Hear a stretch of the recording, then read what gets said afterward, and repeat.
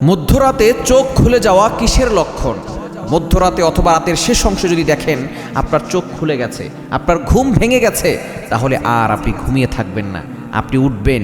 উঠে এরপরে আপনি অজু করে নামাজে দাঁড়িয়ে যাবেন। কেননা এই মধ্যরাতে রাতের শেষ অংশে আপনার চোখ খুলে যাওয়া মানে হচ্ছে আল্লাহ আপনাকে ডেকেছেন, এই ডাকের মাধ্যমে আপনার ঘুম ভেঙে গেছে, আল্লাহ আপনাকে সফলতার দিকে নিতে যাচ্ছেন, আল্লাহ আপনার জীবনে আপনার লাইফে সফলতা দিতে চাচ্ছেন। তখন আর ঘুমিয়ে থাকলে হবে না, আপনি উঠবেন। উঠে আপনি আল্লাহর কাছে দোয়া করবেন। কেননা ওই সময়টা আল্লাহ পাক রব্বুল আলামিন নিজে প্রথম আসমানে আসে। মুয়াজ্জিন 5 বেলা মানুষকে ডাকে, হাইয়া আলাস সালাহ, হাইয়া আলাল ফালাহ, কাম টু দ্য সাকসেস, সফলতার দিকে আসো, কল্যাণের দিকে আসো। একটা সময় এমন রয়েছে যে সময় আল্লাহ নিজে বান্দাদেরকে ডাকতে থাকেন আর বলতে থাকেন, কার কি লাগবে আমি আল্লাহর কাছে বলো, আমি আল্লাহ তাআলা তোমাদেরকে সব কিছু দিয়ে দিব। বান্দা বিপদে পড়ে গেছো, আমি আল্লাহকে বলো বিপদ থেকে উদ্ধার করে দিব। কষ্টে পতিত হয়েছো, আমি আল্লাহর কাছে বলো কষ্ট দূর করে দিব।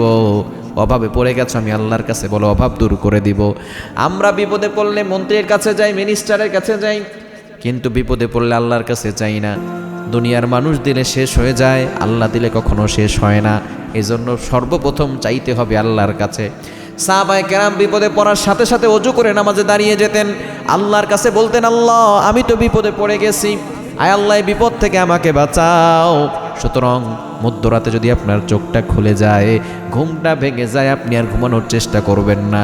রাতের শেষ অংশে যদি আপনার ঘুম ভেঙে যায়, উঠে যাবেন, ওযু করে নামাজে দাঁড়িয়ে যাবেন, এরপরে আপনি আল্লাহর কাছে দোয়া করবেন।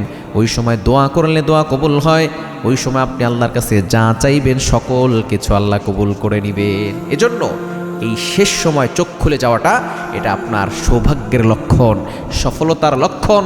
আপনাকে আল্লাহ তাআলা সফলতা দিতে চাচ্ছেন। আল্লাহ যদি কাউকে সফলতা দান করেন, দুনিয়ার কোনো শক্তি তাকে ব্যর্থ করতে পারবে না। এজন্য এই মধ্যরাতে শেষ রাতে যদি আপনার চোখ খুলে যায়, আপনি উঠে আল্লাহর ইবাদত করুন, দেখবেন আপনার দুনিয়া এবং আখিরাত উভয় জগৎ কামিয়াব হয়ে যাবে।